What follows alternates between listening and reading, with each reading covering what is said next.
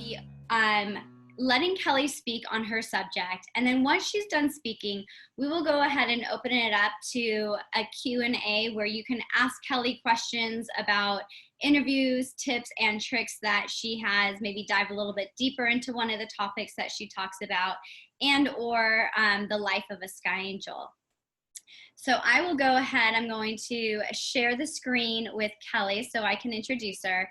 But Kelly is one of those students who just totally stood out. She came to Sky Angel Sky Academy and she just rocked it. She put her all into the training experience. And then when she launched her career, she followed our step-by-step process for landing your first interview. And then she just did so amazing and always just wowed the clients that she was sitting in front of, and consistently had offers given to her. And one of the things that I love most about the Sky Angels community is that we really do love supporting each other and setting each other up for success. And so Kelly, on her own accord, decided to put together this document that she shared with all of her Sky sisters and brother angels so that they would also be successful when they were sitting in the interview room. So now I will spotlight Kelly. Hello, Kelly. Thank you so much for being a part of tonight's Sky Angels Live, and I'm just so thrilled to have you here. You are filled with so much insightful information that has been so valuable for so many of our students, our student graduates, and I just know that they all love you so much for helping them be successful in their interview. Well, thank you, Stephanie. I really appreciate you having me on the call tonight, and I'm really excited to kind of share some of my tips and things that I've put together over the last few years. I started working as a flight attendant about 2 years ago, and I did my training with Stephanie to get started. And the Sky Angels program just really gave me a really strong foundation to build on. And I just realized early on when I started that that foundation was just really helped me to kind of excel right away, especially in regards to like communication and everything. But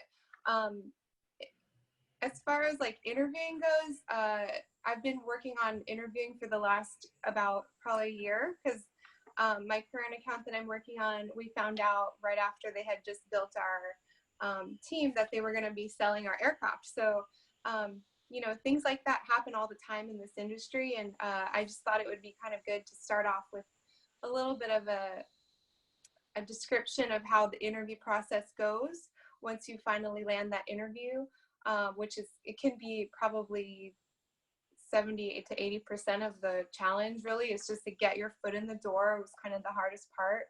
But once you get started and you know, you're out there and people are starting to call you for work, it's great. And it's just a matter of really getting your foot in the door. And there's a lot of things that you can do, and that's kind of what I want to share with you today is how to make yourself really strong candidate, where people, you know, will look at your information in a stack of resumes, or maybe just see you at an event.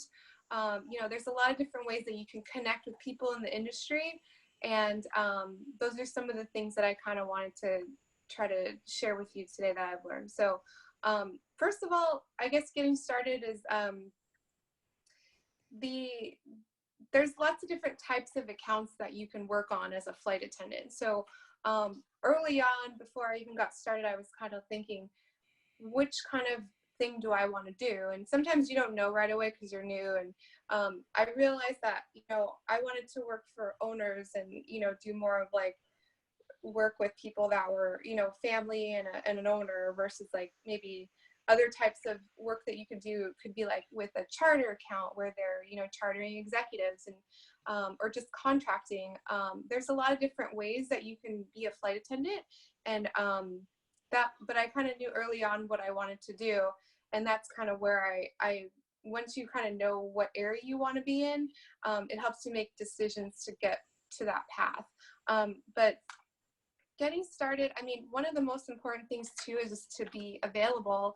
I noticed that, you know, one of the feedback comments I got from when I first got hired full time was that the CAM, or the one that really hired me, he said, you know, we knew that you wanted it, and every time we called you, you said you were available to do our trips.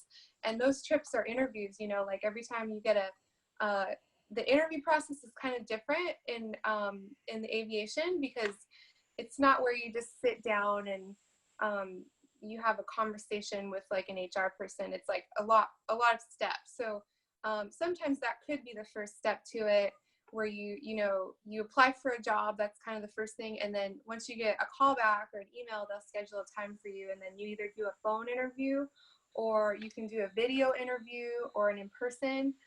Those are three of like the most common ones that I've seen to get started. And then if you really wow them from there, you could end up, the next meeting could be meeting with like the pilots, or a panel of flight attendants that are also on the account, or the client.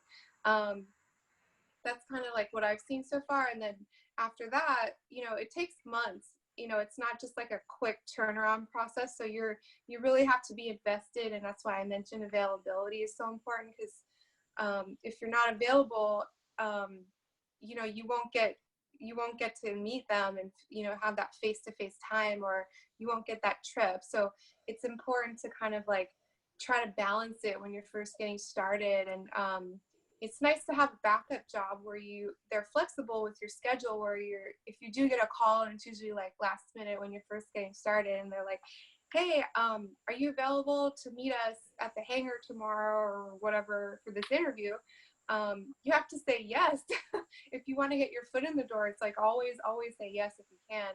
So it's nice to have a backup job where you're able to have that flexibility, where somebody could maybe cover for you or whatever. Because if you always have kind of your one foot in the door, one out, it's really hard to get started in this industry. So availability is really important. But once you get, you know, past that panel interview, maybe it was like the second time, usually like the third and final stage of the interview process is a test flight. And that's the best part, because you get to kind of showcase your skills live. And that could be, you could be doing it in an aircraft parked at the hangar, and they could, you know, set it up like they're in flight, because, you know, it costs a lot of money to do these trips. But sometimes they'll just throw you on a trip with the owner, or, you know, the clients or the executives or whatnot, and you have an opportunity at that time to, you know, show them what you can do. And that's a really good time to, you know, obviously, like, you know, do your best and be prepared and all that. I feel like that's kind of a whole nother topic of discussion that we could talk about for a long time. But that's kind of what the process is like. So you have either a phone interview or a video interview, and then it'll be in person, and then it'll be like a test flight. And this could be over the course of a couple months. Usually it's a couple months. So just, you know, have that availability open, and always be looking for new opportunities and contracting if you can. Those are just some of my tips for like the actual process. Preparation is so important too. Quickly, Kelly, I just want to like rewind it just a little bit, but absolutely, availability is so important in this industry. I love that you're pointing that out, because in this industry, clients are flying private because of the luxury of being able to fly whenever they want. So they're really expecting you as the potential candidate to have that same flexibility, but not only the same flexibility, but also be excited about that opportunity as well. So really showcasing your excitement by saying yes all the time, because they're, in addition to wanting to see that passion or your dedication towards the career, they're really wanting to see that you're reliable as well. And so during this interview stage, those are really the things that they're looking at that you might not be aware of. And so if you're kind of saying yes here and then no here, then you become this unreliable candidate. And the way that you're showing up during this interview process is how they assume you're going to be showing up for the career as well. So definitely being dedicated to the interview process is so key to your success. And then again, just for new flight attendants who might be on this call, what Kelly's talking about with the different opportunities of employers is that in private aviation, you have what we call charter companies. And charter companies are basically like private airlines that manage a fleet of aircraft for wealthy individuals. And you could work for the charter company And then once you're working for them, they're going to utilize you on whichever aircraft needs your services at that time. You can also work for a charter company and be assigned to just one account, which is what Kelly loves. She likes just being assigned to one account, that one family that she can really, really get familiar with and really feel comfortable with her service and really wow the client. And then the other opportunity available in private aviation is that you could be a contract flight attendant, meaning that you're not employed by any one company or any one individual, but you are out there being a freelance flight attendant. And if that's the case, you really need anywhere from 5 to 7 clients in order to keep yourself busy. So again, being able to showcase that you not only are passionate towards the career and that you're opening up your schedule for the opportunity, but that you're also reliable in that interview process. Sorry about the dog barking. Okay. Yeah, so a couple of things I want to share too that I thought would be really helpful for everyone would be like some of the common interview questions that I get a lot. And this could be on the phone or in person. There's definitely a pattern. I notice a lot of people are usually interested in, learning that you have this certain type of skills or whatever. So a lot of the first thing people will ask, like, what's your training? And I had a conversation with another Sky Angel about this recently where she's like, my training, I don't have any experience yet. Like, what do I say? And they'll say, what kind of aircrafts have you flown on as well? And, just list off, the things that you've already done and gotten certified in. So it's good to always be prepared. And it seems like common sense kind of stuff is just to have your resume out in front of you when you're on a call or whatever, and you're speaking to somebody. But if you don't have experience in the industry yet, think of some things in your life that you've already, that you've worked towards already and you have experience doing. Like, for example, that particular Sky Angel had background in nursing, and like, that's a part of your job too. So, highlight that stuff and say, I have a background in nursing. So I think, CPR, I feel really comfortable with that. And I'm, great in an emergency type situation. Like, and you can think of some examples of like, when you've used that type of skill in the past, and just, kind of gear your answers towards those kind of examples, things that you've already done. Those are really strong when you're in an interview and they ask you something and you maybe don't have exactly the answer that they are looking for, like to come up with something that is also related, but it's, it's also a skill that you have or whatever. So yeah, like definitely like training, like what kind of aircrafts have you flown on? How close are you to our base? It's always a good idea. What I always map out ahead of time, like how far am I to this particular airport or whatever, wherever the job is, and have that in mind and ready to, shoot out, because they're going to probably ask you that. Usually within about 2 hours is kind of what they're looking for. Otherwise, the next question or whatever would be like, are you willing to relocate? And make sure you have all these answers ready ahead of time. Also, like a lot of people will ask about your culinary experience. So if you have a culinary background, that's amazing. If you don't, like I didn't have a culinary background, but I've always been really interested in cooking, and I love cooking on my own. And like, that's kind of what I say in my interviews. And now that I've flown over the last couple of years, I have examples of my work. And whenever you have an opportunity, always take pictures of your work, especially in flight. And use that, make a portfolio and showcase that stuff to people, because they love to see visuals. And that was a big reason why I think I got hired early on, is because I took photos of everything that I did. I tried to. Sometimes you don't have time, but being able to show that stuff versus saying, oh yeah, I'm a really good cook and, I like plating and this and that, like show them that you can do that, and that'll speak volumes a lot more than you could just say it. A lot of times they'll ask you, are you familiar with certain types of diets, like gluten-free, vegan, whatever. Those are good to know. A lot of people are into the gluten-free diet these days, and it's like you always have to have some kind of cracker in the back or just in case. Some people don't like to have any meat on their plane at all, even the crew. So, you know, it's good to kind of be aware of those type of diets and that kind of thing.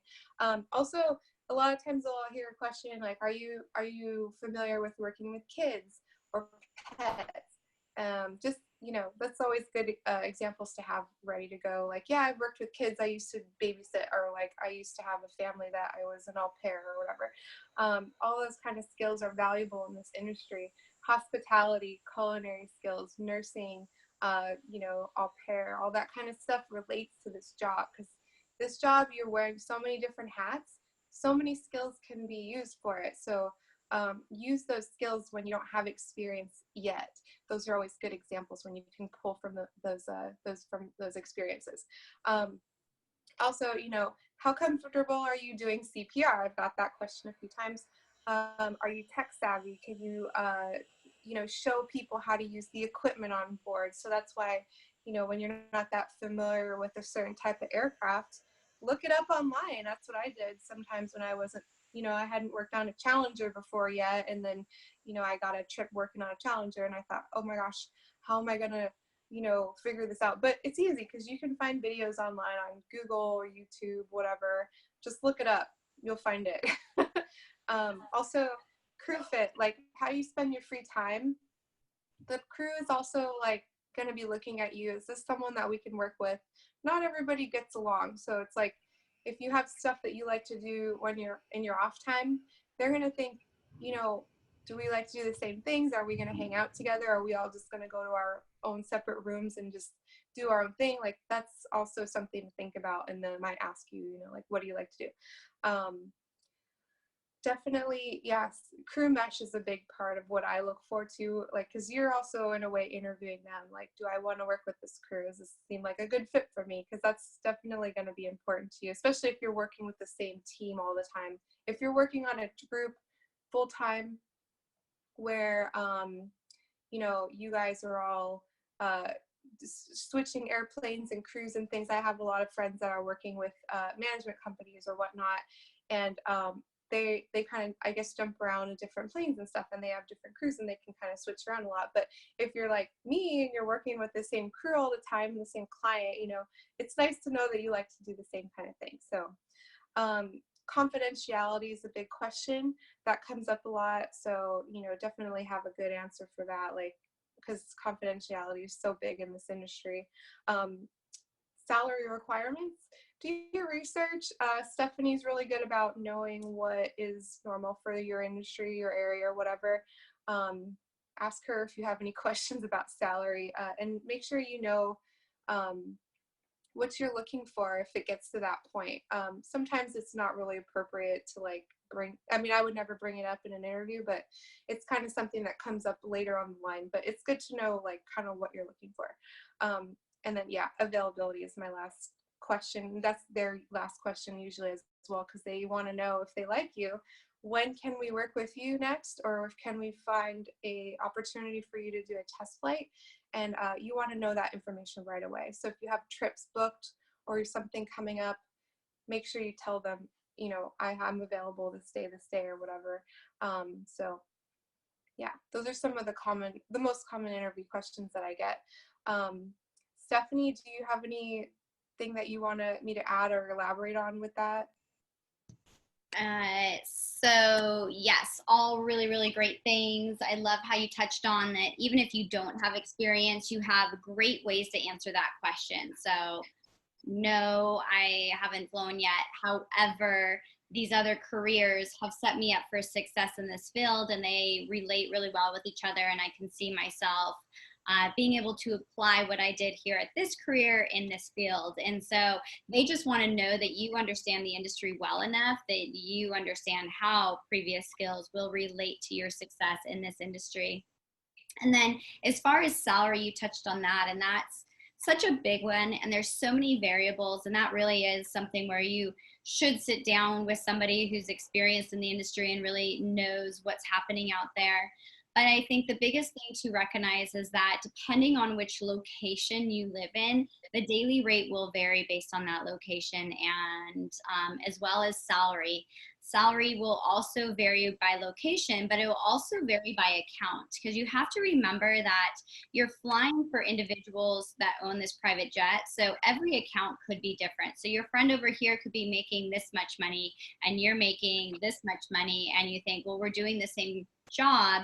That's not actually true in this industry, because there are variables, right? Maybe the other account is doing tons of international travel and you do mostly domestic, or the other account has set days off and you don't have set days off, or the other account is expecting you to do all restaurant pickups and all grocery store pickups and not order any catering. That's also adds value to you and will be priced as such. So pricing can range, actually quite a large range, anywhere from $65,000 a year starting range up to $150,000 a range for your salary. And then as far as daily rate, it can go anywhere from $550 up to $700 a day. And again, the daily rate really depends on the region that you're in. And if you're in the Bay Area of California, San Francisco area, we really have the highest rates up here. Some of the things that I've seen happen, I just want to touch on this since we have you on this call, is that there are flight attendants out there that will accept a rate of like $250 a day. And while you might want to accept that rate just to have the experience and to be able to get on the plane, just know that every single time that you accept a daily rate below the 550 kind of cutoff, you're just bringing the value of us down. So, and you're actually not benefiting yourself at all, because what you're saying is that I'm only worth $250 a day, rather than saying, let me show you exactly why I'm worth this $550, $650, $700 a day, or why I'm worth $90,000 instead of $75,000.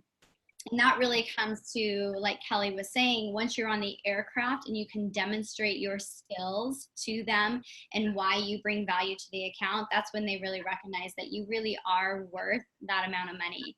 So please, please, please don't be one of those flight attendants that accepts any daily rate or agrees to only get paid on the days that she's flying and not just the days that she's away from home, because again, all you're doing is bringing down the daily rate that we've worked so hard to bring up to this higher workable rate.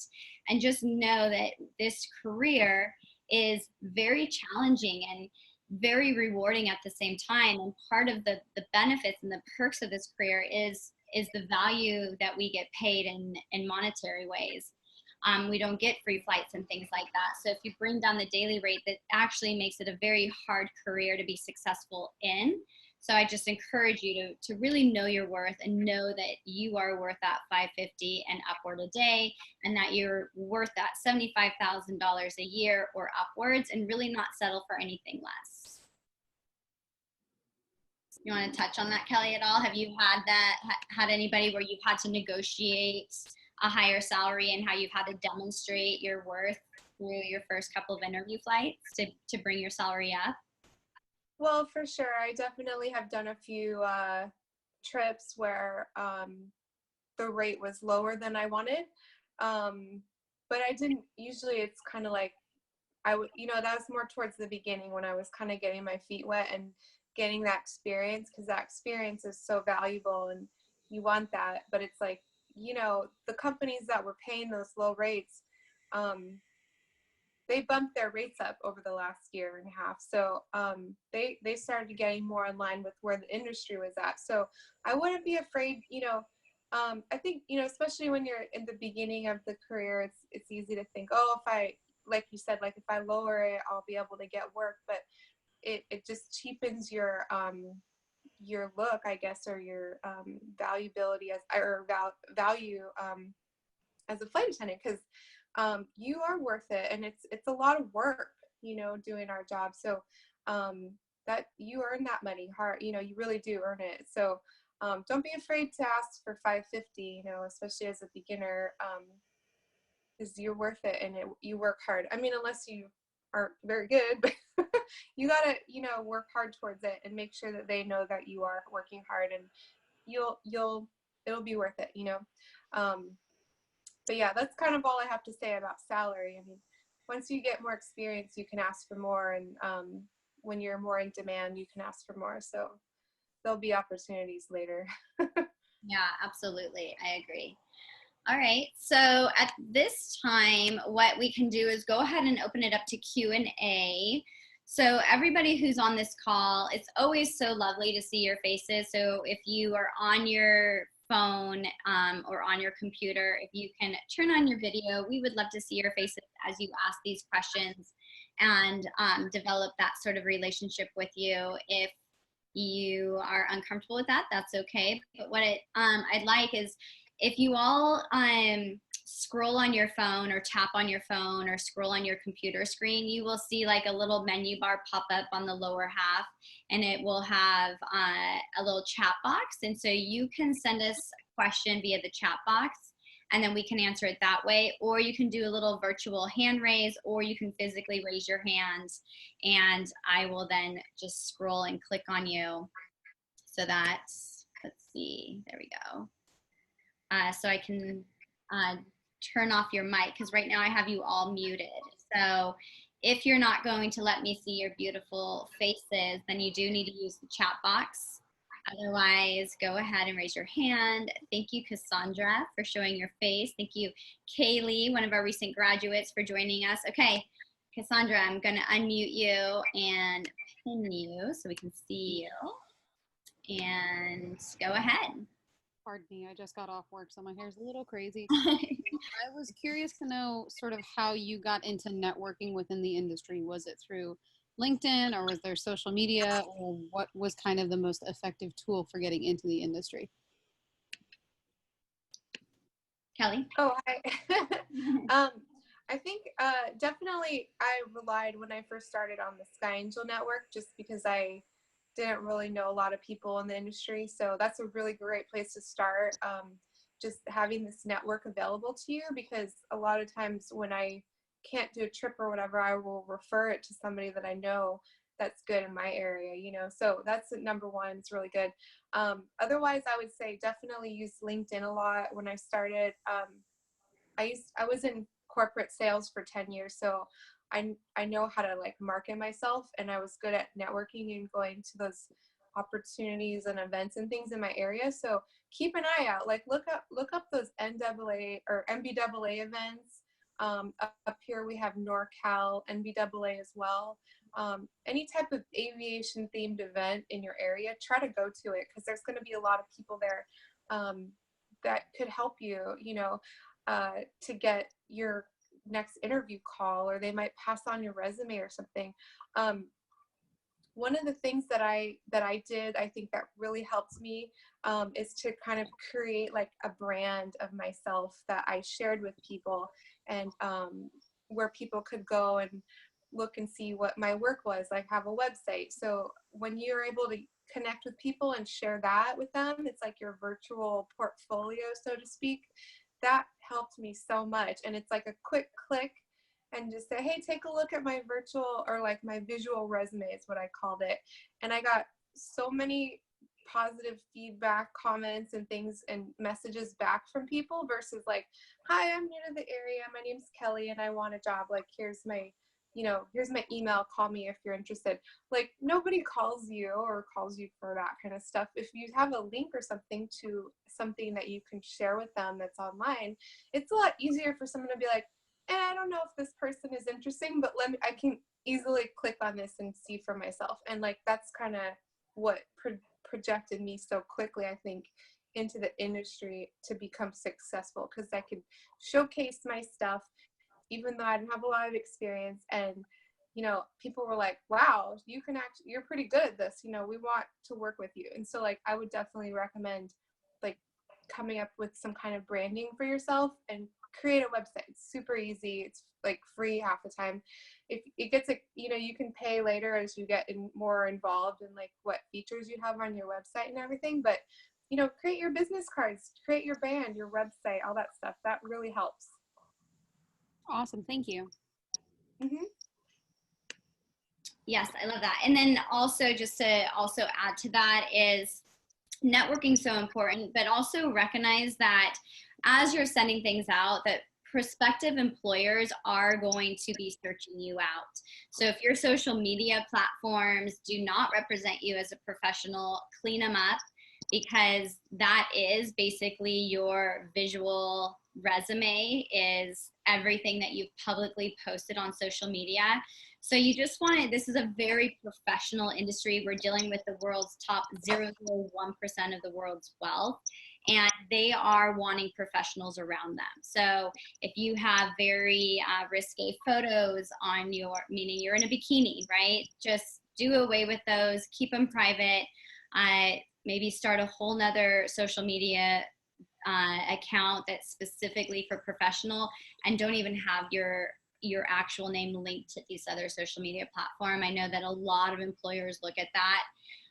And then also, like Kelly was touching on, go to the industry events, go to MBAA. They have the regional one that happens in Las Vegas every other year, in Orlando the other years. And then they also have regional ones, meaning ones that are local to other regions within the US. And then also within there, you have private nonprofit organizations. So get online and really Google the local aviation organizations in your area, or call the FBOs and ask them what are the local, and they should know what local aviation organizations are in your area, and just network like crazy with them. And I love Kelly's idea about having a website. Just make sure everything about you is professional, so that they know that you're serious about this career, and they know that that you're not a risk to bring on board. Okay. Oh, it's NBAA. So November Bravo Alpha Alpha.org. And yes, just look for your local aviation companies. There's SCAA, and there's NorCal Aviation Association as well, as far as California is concerned. And Kelly and I are both in California, so that's why we know. Okay, Tanea, we have a question from you. I'm going to go ahead and unmute you first. Lower your hand and pin you, I think. Let me go find you. In a second. Oh, here we go. Oh, you're not showing your video. I know, I can't. Can you hear me though? Yes, we can hear you. Go ahead.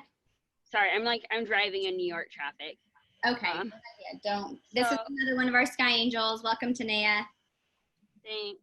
So Ari and I have our interviews on Thursday, and we kind of found out that there might be like 3 to 4 people in the room during the interview. And I did an interview a few weeks ago at Kaiser, and I walked in and there was 7 people in the room. I just wasn't expecting that, and so I kind of felt like overwhelmed. I was kind of wondering how to deal with, a room full of like 4 to 7 people interviewing you at once. Like, how do you address like everyone, and like who do you really address the most? Like, I just felt, Okay, Kelly, you look like you have some experience with this. You can start and I can add if we need. That's funny that you should bring that up, because that's a big part of this job, is just being on your toes and always trying to have, be ready for anything really. Researching the client's really important, because if you do enter the room, or, the company, who you're interviewing with, like I was always like Miss Research Freak, and I would get all, on Google and looking up people and stuff in the companies and trying to find out any type of useful tidbit that I could find. And just keep that in your back pocket and use it when you have an opportunity, But having that many people in the room when you're interviewing, it can be challenging, when you walk in and it kind of like startles you a little bit. But that's, like I said, it's a part of the job, because sometimes you'll have trips where you, like this happened to me, like my last interview trip. where the morning of the trip, they changed our packs amount from like 3, which was just a small family, to like 8, and there's an additional 5 other adults that I had to work with, which is fine. Like, I thankfully ordered enough food for enough people, you know, that we had on the flight, but you know, you just gotta roll with it. And the more challenges that they throw at you during an interview or a test flight or whatever, and you just kind of like manage it with ease, and you stay kind of relaxed and comfortable, and like, oh, just don't let them see you sweat. And that's kind of like, sometimes they do that because they're testing you. So just kind of look at it as a game and just think, you know, I'm ready for this today. No matter what happens, I can handle this. And that's the best way to do it, because otherwise, if you kind of like freak out, or, you know, that's what they don't want to see. So just, you know, use it as an opportunity to show them that you've got this handled, you know. That makes sense. Yeah, Yes. thank you. Yes. That's perfect. I love that answer. They absolutely are wanting to throw curveballs to see if you can maintain your cool. And the other thing, again, touching on the fact that you're dealing with these very high-powered people when you are flying the clients, that they want to see that you have a strong personality also, and that you're not intimidated. High-powered people want other basically confident, high-powered professional people around them.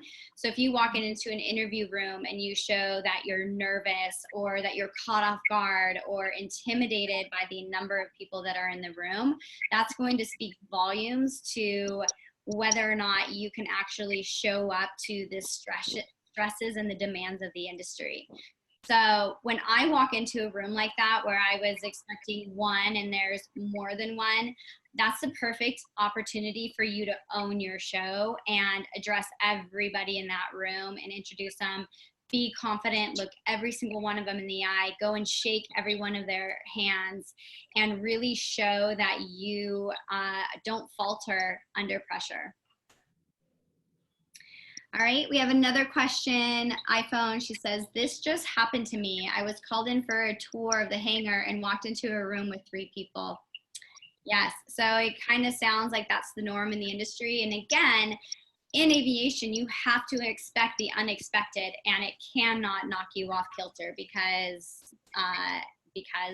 you will struggle to be successful in this industry if things like that really cause you to falter. Does anybody else have some questions? Again, a lot of you are hiding your beautiful faces, so just do your little virtual raise the hand, and I will come to you, and or in the chat box.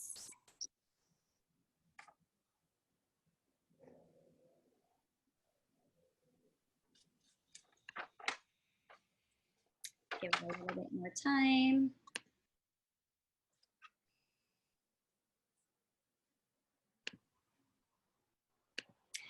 All right, well, one of the things that Kelly also mentioned that I feel is important to touch on some more is researching your interviewer.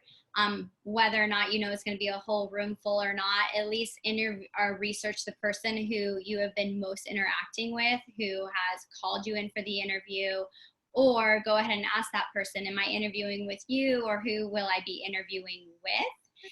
And then they'll give you a name, and you should know everything about that person, even more than they know about themselves. And you need to come into that room ready to wow them with how much knowledge you know about them, not in a creepy way, like you're a creepy stalker.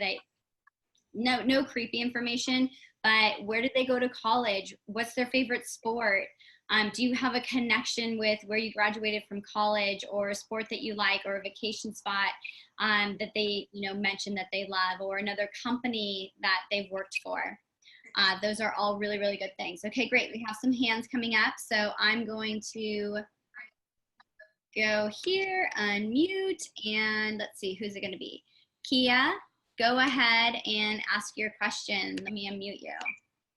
There you go. Okay. Hi, how are you? Hi, yay, your beautiful face. Hang on, let me see. Thanks. Hi. I wanted to ask you, I know that you were talking about flexibility and, that being a very necessary component of getting a job. And I know that you were mentioning jobs with flexibility and things like that. And I was just wondering, like, what did you do, while you were searching, and how did you remain flexible? That's kind of my question. Okay, I'll let Kelly answer that. Thanks.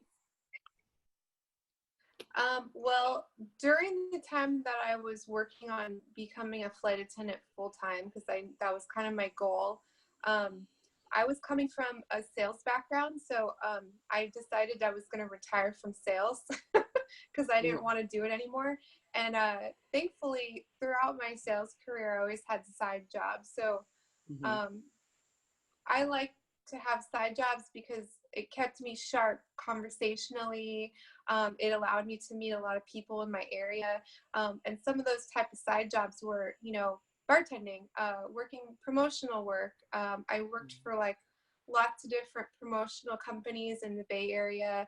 I bartended at a nightclub every weekend for like over a year while I was getting, or actually more than that, but while I was getting started with this. And they were thankfully really flexible with me. And it was a perfect job because I only worked the weekends really. And then I had the whole week to kind of like focus on this. I know not a lot of people have that much free time, but find what works for you. But it's really important to have that flexibility with wherever you're working at the time, because they probably don't want to see you leave. So you gotta kind of like balance it out and tell them, use your best judgment on like how much information you tell them, because they don't want to lose you, so you got to just kind of figure that out. But try to be somewhere that they're flexible with you, or you can find somebody to cover easily if you need to get away for like a trip.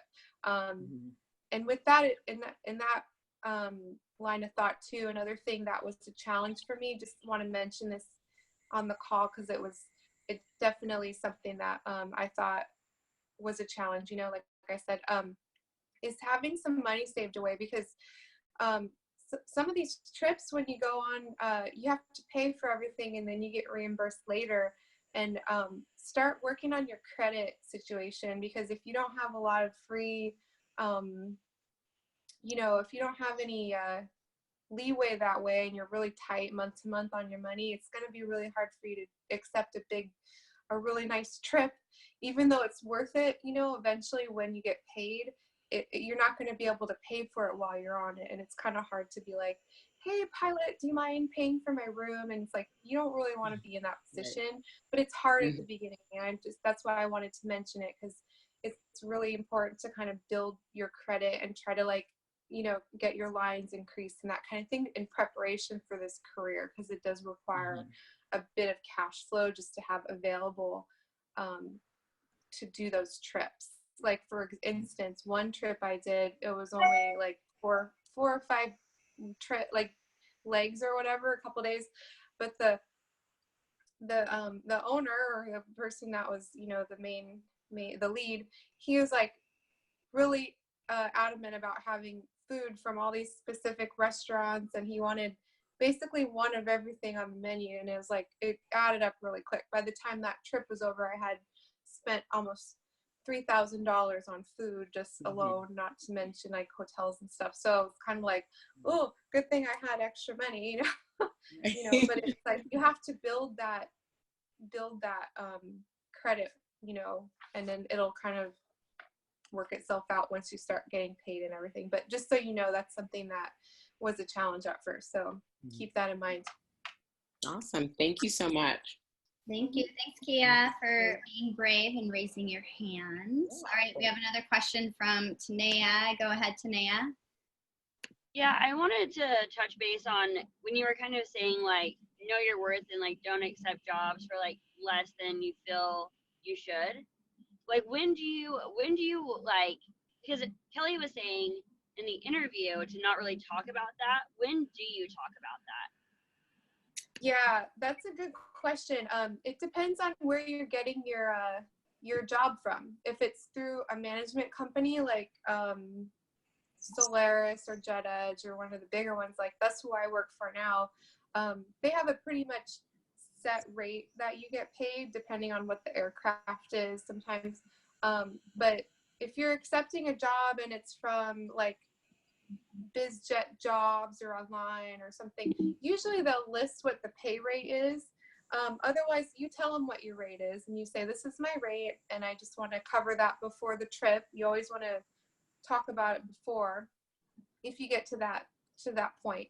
But yeah, that's definitely something that's caused a little bit of confusion for me too in the past, where I'm like, do they know? Like, you want to make sure that they know what your rate is, you know, before you do the trip or before you confirm, really, because they're gonna, you know, if they tell you, if you say, oh, my rate is this, and then later on after the trip they're like, okay, we just got your invoice and our rate, you know, we weren't going to pay you that much. You have to cover it ahead of time. So it just depends. And like I was saying, those kind of salary or rate questions, I think Stephanie's a good person to kind of bounce ideas off on that, because she's seen a lot of that stuff.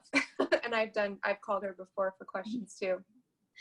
Yes, I have seen a lot of that, and there will be a lot of people who will try to get a discount. I mean, everybody's trying to save a dime in this life, so don't be surprised if they are trying to cut your daily rate.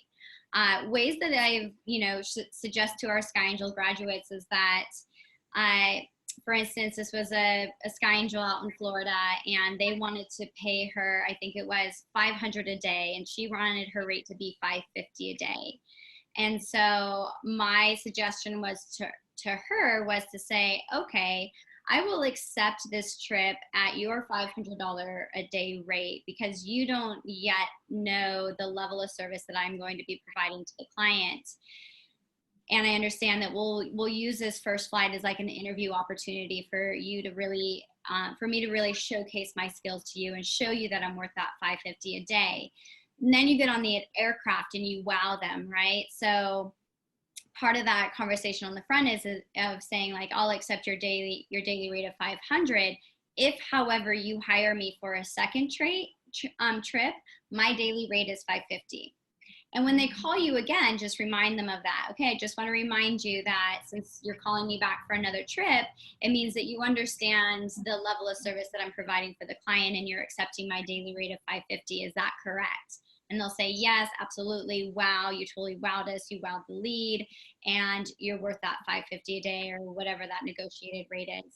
When I say don't negotiate down, really don't negotiate yourself down below that $500 a day, because again, every flight attendant before you has worked so hard to bring that rate up, and bringing it down just brings the rate down for all of us. It makes this a career that is very hard to survive in.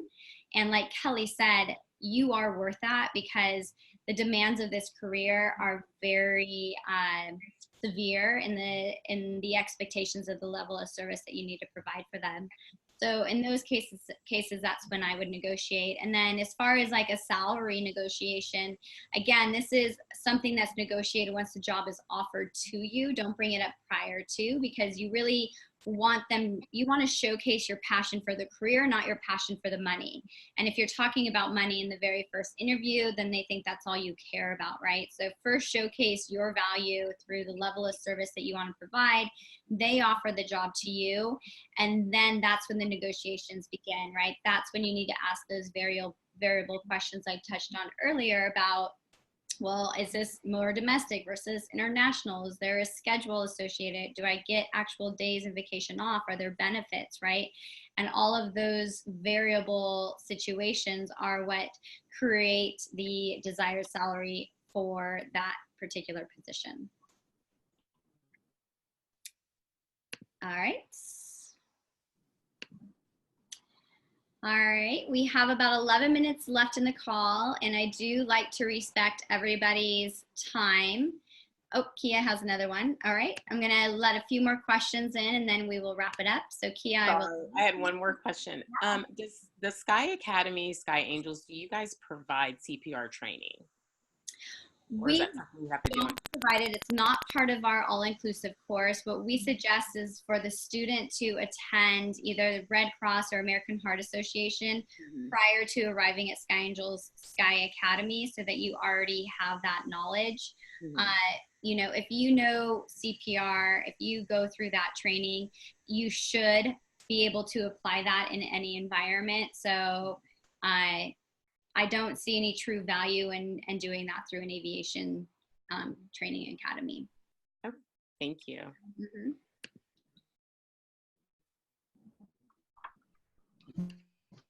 All right, we'll open it up for one more question.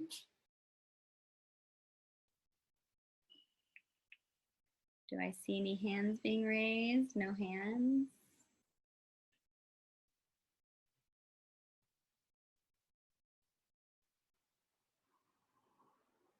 All right.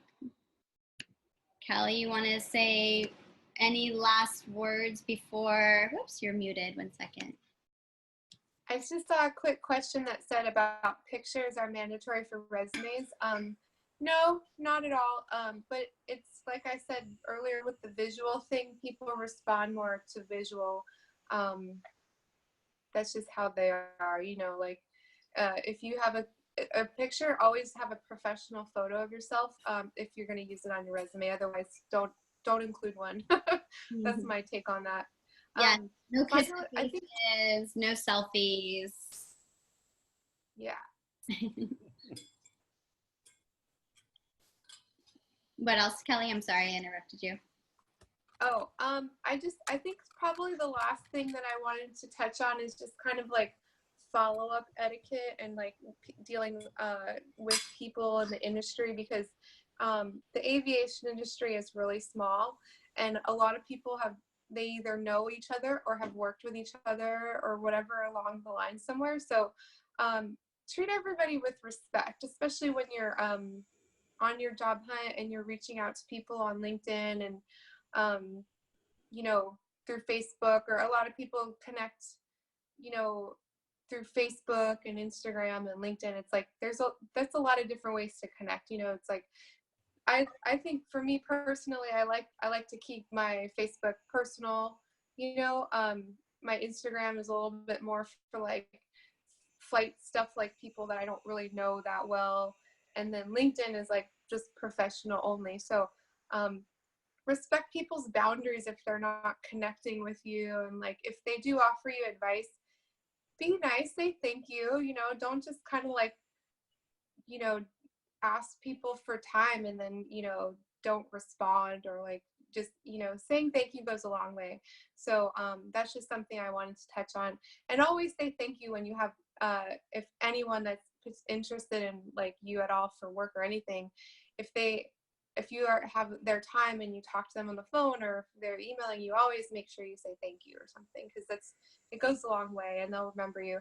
And even if you can't work with somebody or whatever, for whatever reason, you know, try to see if you can connect them with someone else. And but connecting people in the industry too is really important. Like I was saying, if I can't do a trip, I always try to think like, well, is there anybody else I know of that could be a good person to refer them, or a candidate for this job or whatever? And the more that we work together in this network and do that, the more successful everyone's going to be. And I just wanted to kind of mention that because, you know, if you're asking people for help and you want it to come back to you at some point, you know what I mean? So, like to help, you know, to find work. Because like when I first got started, I certainly had, you know, a couple mentors here and there, and they really helped me out a lot. Like when I went to events and stuff, like the networking things that we were talking about, those people introduced me to really important people in the industry, and it's like,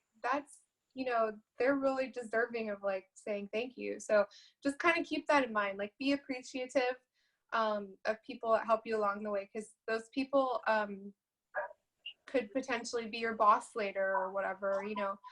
You never know. Their movement in aviation is really quick. So. Absolutely, that's such a valuable point to bring up, Kelly, for sure. This industry is large. It's a $150 billion industry, and it's small as far as word will spread if you're a kind and gracious person versus not. Okay, Jasmine, you had a great question. I'm going to go ahead and oh wait, you're unmuted. So Jasmine, if you want to go ahead and ask your question.